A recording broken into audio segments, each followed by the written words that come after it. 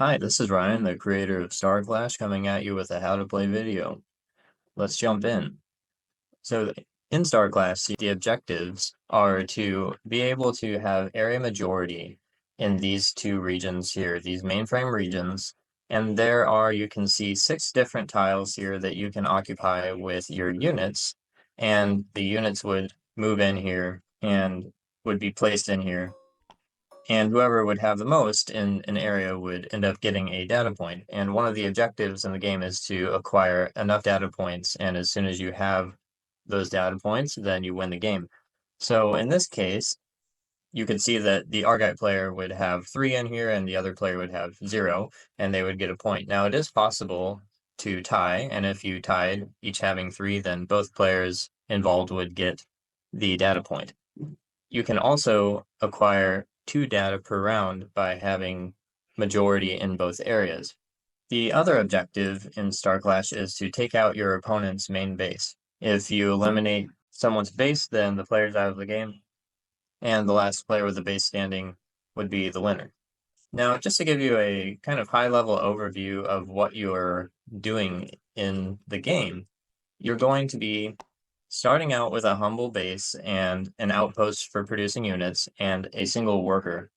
The base has 3 miners on it mining biosteel, which is an important resource in the game for building units and structures. And essentially, you're going to be activating your structures, such as your bases and your outpost, to produce additional units. From here, you're going to be expanding perpetually. Your workers will be deploying and moving out and building additional structures, and your units will be coming into contact with the enemy, engaging in battle, and fighting either over these mainframe regions for data or trying to march down and attack the enemy's main base until it's destroyed. Along the way, you have a tableau of interesting and powerful units at your disposal, but they start with padlocks on them, and in order to unlock them, you need to take upgrade actions. By taking upgrade actions, it's a 2-part thing where you can spend energy and upgrade an existing unit, which will unlock a new ability for them, and then you get to remove a padlock as part 2 of the upgrade action and access a new unit type. Then you would be able to now build this blaster, for example. There are 2 resource types in Starclash. The first is biosteel, and the second is energy. And these miners are at the heart of how you gather either resource. You start with your base having 3 biosteel miners in the beginning, and then if you wish to acquire additional resources throughout the game, you need to move your worker to a node. But these nodes are covered with beast camps, and these beast camps must be defeated, and there's an event underneath each beast. And then once you have resolved the event, you'll see a node underneath that can be used for building a center to expand your empire and gather more resources. Whenever you have a unit adjacent to a beast, you can peek at it. In this case, its health is 2 and its damage is also 2, both symbolized by the number. These units, when they're together, actually get +1 damage from having the squad trait. So I could activate this unit, defeat this beast, and this guy would lose 2 health, and then we would resolve the event. 2 of my units that I can select will each gain 2 additional health, which is pretty handy because this bruiser just lost 2 health in the fight, and this pebble can then also gain some health and become a pretty tanky worker. After the event is resolved, we have these nodes here that can help me to expand my economy by building an additional center. All centers and other structures that come into play start out under construction with this copper side up. Any unit that is activated also flips over from silver to copper, showing that they've been exhausted and are no longer ready.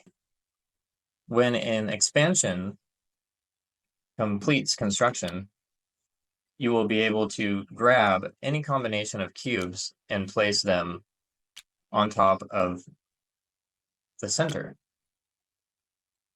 And this is the way that you'll be able to gather additional resources, such as biosteel and energy, growing your economy, and unleashing additional army, making upgrades, and taking over to win the game.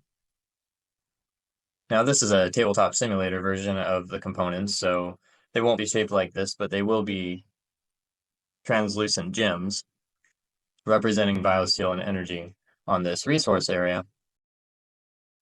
And the biosteel is used for hiring additional units and being able to build additional structures. And the cost is symbolized by this blue hexagon with the number inside being the amount of biosteel required. Energy, on the other hand, is used for the upgrade action, which costs 2 energy, and it's also used for a lot of the different abilities in the game in order to be able to use them. Now, this is your headquarters, and on your headquarters, you have all of your different units that you're able to access. You're able to build the ones that start out unlocked, such as the Bruiser, which is a light ground unit, and you also have your transport unit that's available from the get-go. You can also build any of the structures at the start of the game and onward. However, only the units that are locked by having these padlocks on them are not accessible until you take that upgrade action and unlock them. And you also have faction-specific abilities, which you can see here.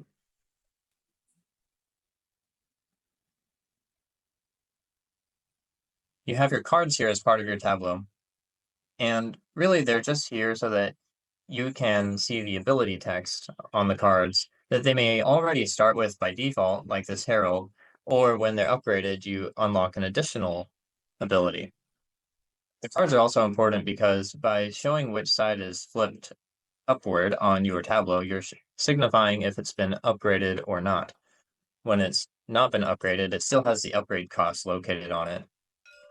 And after it's upgraded, you flip it over, and there's no longer an upgrade cost there. And you'll usually see an additional ability as well. The symbols on the units are represented here on the tokens and also on their respective cards.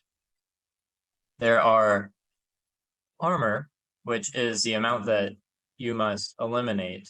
And then once a unit is out of armor chips, if it's hit one more time, then the unit dies and is returned to the HQ so that you can build it again later.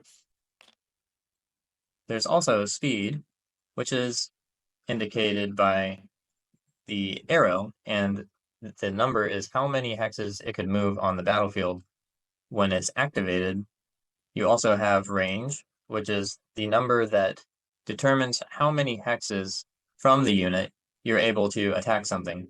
And then you have your sword icon, which is the damage value of how much damage a unit would do when it attacks another unit. You also have the name and any traits in the black area that the unit may have. An airplane crossed out, it means that that unit cannot attack air units.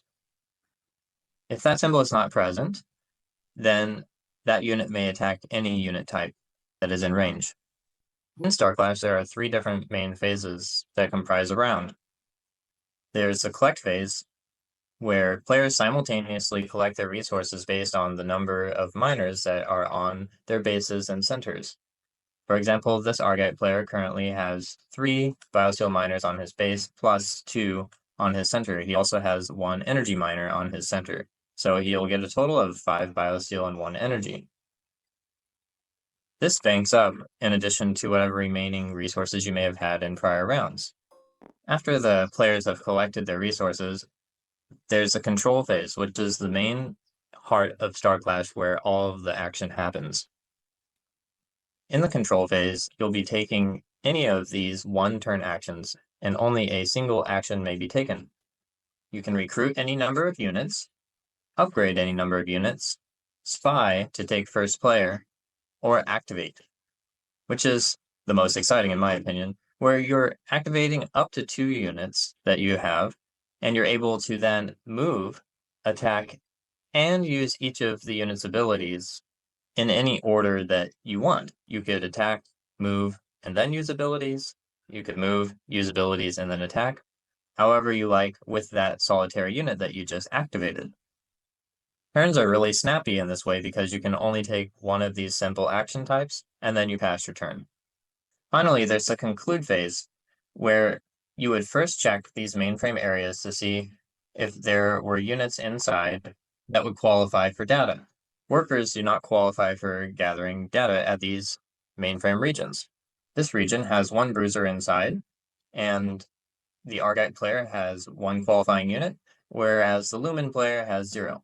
In this example, the Lumen and the Argite are tied, so the Lumen and Argite player, each having 1 unit, would each gain 1 data. Then the round would conclude, and at the conclusion you also refresh any exhausted units, and if there were any buildings that were still under construction, you would flip them to their completed side. After that, there's a new round and a new collect phase begins, and these phases continue to repeat in this core gameplay loop. During the control phase, players continue to rotate through player turn order until all players have passed for the round, and then the conclude phase begins.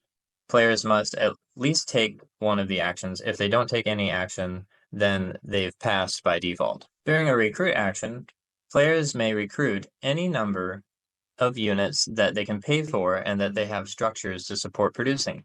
You simply pay the biosteel cost, in this case a bruiser costs 2, grab the token, and place it adjacent to the structure that produces it, the outpost.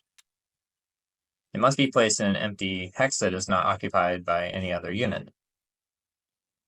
You could continue to do this if you had sufficient biosteel, and if you had additional centers, such as the second outpost, which could be activated for the production of an additional bruiser. Likewise, you can upgrade any number of units that you can afford to do so. In this example, I have 3 energy, so I would be able to take the upgrade action once since it costs 2. I would spend the 2 energy. I would upgrade an existing unlocked unit, such as the Magnavac or the Bruiser, or my Pebble. I would upgrade said unit, and then I would remove a padlock from another unit, and now I could produce contenders. There's also the spy action, which is quite interesting because someone will start out as first player with the first player token. In order to become first player, you need to pay 2 biosteel, and then you would become first player. Now, the first person who would take this action, the spy action, is the only one during the round that can do so. No one else can take the spy action after the first person to use it has taken it. So in this way, there's not an auctioning battle going back and forth, jockeying to trade the token. The player who takes the first player token does not become first player, actually, until the start of the new round. The turn order would continue the same way it was previously until the new round begins. During the activate action, you're able to activate up to 2 units. I could activate this bruiser by flipping him to the exhausted side to signify that he's been used for the round, and that he can't be used again. And then he could move up to his speed, and he could, if there were any enemies in range, also attack an enemy for his damage. If he had an ability unlocked, such as bruisers do have, the merge ability where they can combine with another adjacent bruiser by removing both of them and putting a ready contender in that unit's hex if the contender is unlocked and available, I could go ahead and spend 1 energy and use the ability, removing 2 bruisers from play and spawning a contender in one of their places. In Starclash, there is high and low ground. The high ground is represented by the white hexes, the ones that have white borders, and then the low ground are the darker hexes. If a unit is on high ground, the advantage is that when it attacks a unit that is on low ground, it deals an additional 1 damage. Another factor with high and low ground is that if a unit wants to move, and it's not an air unit, then it must cease its movement once it changes ground levels. If it changes from high to low or low to high ground, its movement ends. Even if it has additional speed to be able to continue its movement normally, it will stop its movement because it changed ground levels. Now, if you have an air unit, then the air unit can freely move its full amount through enemy units and structures, through high and low ground, unimpeded to its final destination as long as its final hex destination is empty. And that's Starclash.